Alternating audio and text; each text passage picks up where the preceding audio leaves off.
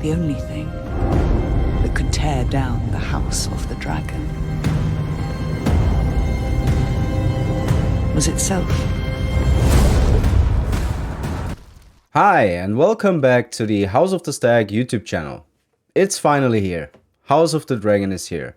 Westeros returned. And before we get into the review, I really liked this episode. Think it was really decent. For these reviews, I will always just focus on the most important parts. I'll tell you what I liked, what I didn't like. In the end, I'll give it an overall rating from 1 to 10.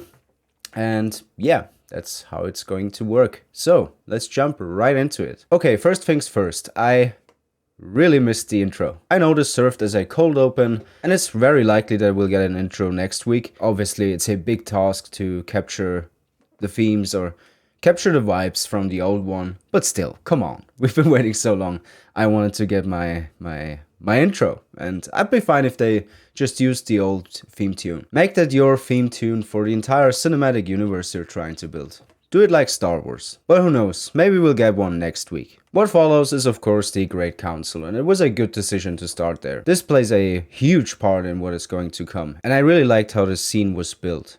Like, it was very dark, and it just fits with what's following this decision. I also liked that it was very big. Like, you really felt that this was a monumental thing. This was all about the future of Westeros, and you really felt it. It was really well done. It was very dark, a very dark color grading, and I really liked that. It was very fitting. We then of course continue with Rhaenyra on Syrax, and let's talk about the dragons. Let's get that right out of the way. I thought that they were pretty okay. I think the quality of those dragons will vary all throughout the run of this first season. We have very important plot points later on in the seasons where they will have to nail the dragons, so again, it'll vary all throughout the season, and I don't mind. I think it was already neat to see that Syrax actually has a lot of color to him, which is a thing that goes for the entire episode. It was very colorful. Westeros, or King's Landing, really shined all throughout this episode. It felt very rich and powerful. I really like the color grading as well as the cinematography all throughout this thing.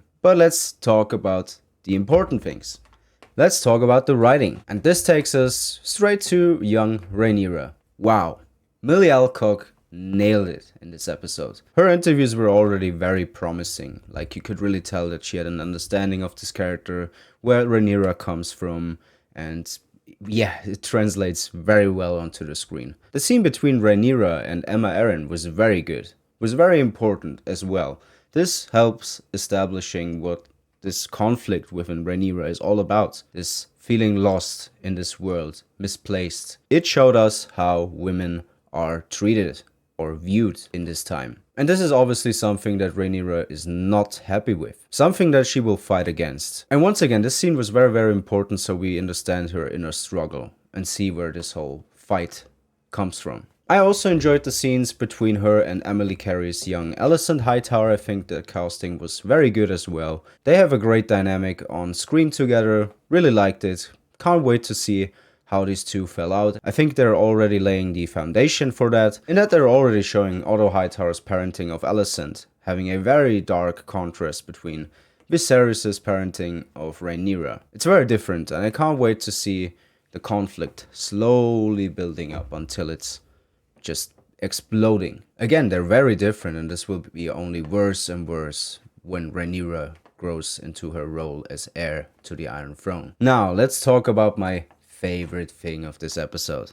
The Small Council. I really like the dynamic between all of the actors that are set there. It's amazing. Oh my god. The characters are all in there for themselves, just lurking over Viserys and trying to do everything they can to benefit for themselves, and it's amazing. Everyone that was sitting there, every single actor nailed it, and I love it. Aemma Arryn was dead for like 5 minutes, and those motherfuckers were in there for themselves, already asking about the succession, and it has that season 2 King's Landing vibe, and I was looking forward to that. I really love it so far, and I can't wait for more here. I hope we get as much Small Council scenes as possible all throughout the first season. Let's talk about Daemon Targaryen. My god, is he phenomenal. Matt Smith's Daemon Targaryen is perfect. This is how you should portray the Rogue Prince. Just that introduction of him sitting on the Iron Throne wow. Matt Smith has a lot of charisma, so you gotta be careful how you use him. So it was very important to show the brutality of the gold cloaks when they were killing all the rapists and murderers. It was very important to show that this was a show for Daemon, that he really enjoyed this, that he loved it. It was very important to focus on that, because they gotta be very careful not to portray him as too nice or too likable.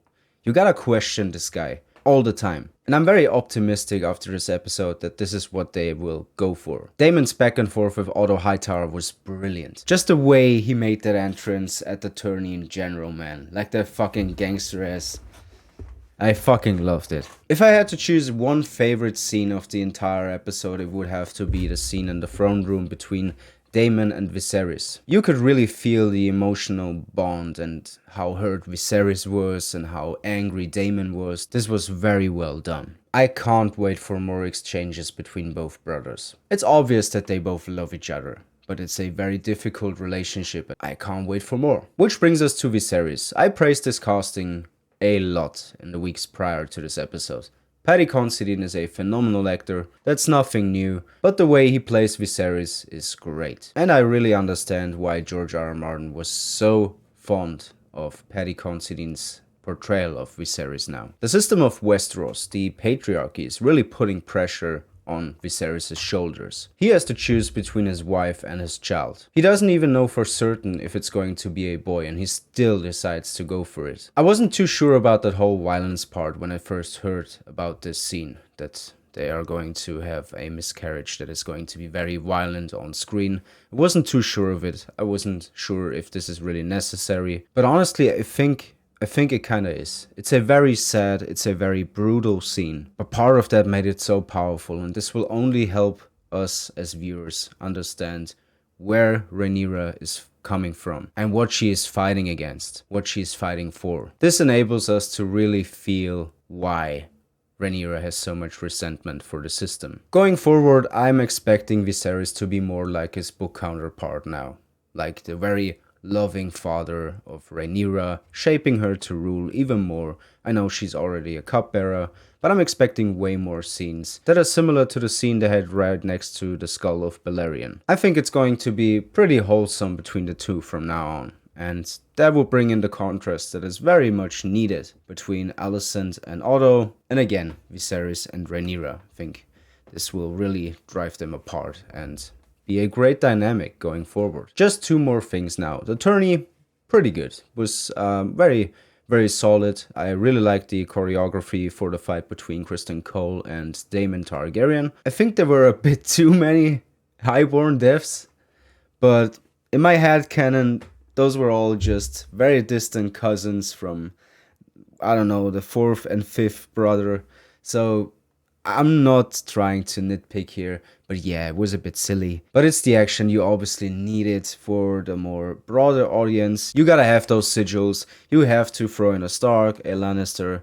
You gotta show the audience stuff that they are familiar with. It was all about reintroducing them to Westeros, about pulling them back in. Like, hey, look, you know this, you like this. Come on, that's a Stark, you know the Starks. So in the end, I'm not that mad about it, but it was still a bit silly. Another thing that I want to talk about is the prophecy. It's not Targaryen dreams, which I'm pretty happy about, because it would be pretty silly if they just had random dreams and never bothered talking to anyone. So it turned out that the White Walker prophecy is just something that they really pass on verbally, rather than having a Targaryen dream. And I like that, because why the hell would the Targaryen dreams ever stop? It's better that way. It's better not to have those Targaryen dreams, because it makes much more sense that this is something that the Targaryens have lost. That this is a knowledge that Westeros lost. Still not sure about that whole thing though. We will have to wait and see how it goes. Not too sure about it yet. So, all in all, this was a very good introduction. It was all about setting up the major themes, the major plot points, introducing these characters, and I really like that it's very dark. I really like that this series takes itself very, very seriously. No more dick jokes, it's straight to the point, it has a lot of lore, great dialogue, way better dialogue than we were used to in the last couple of years from Westeros. I really liked the atmosphere, the way it was shot was great and very fresh because we have a lot of different shots than we were used to, them using montages and stuff. It's a new take on Westeros. Granted, we didn't have that one big what the fuck moment in the very first episode, but that's just how it is. Like, there is nothing that they could pull from here. The big what the fuck moments will come this season, but we have to set these characters up, lay the foundation and take our time with it, and I really like it. It's a very dark series and I love it, and I hope it stays that way. In terms of rating, I was going back and forth between 7 and 8, but I will give this episode an 8 out of 10. Thank you guys so much for watching. I hope you enjoyed this review. It's the first of many, obviously. We're gonna be very busy all throughout the run of this show, of season 1 of this show. I hope you consider subscribing to the channel, would very much appreciate that. Please make sure to leave your questions down in the comment section below, because we're gonna have a weekly viewer Q&A. I'll pick the 10 best questions and answer them in an upcoming video. Thank you for watching, take care, and see you later.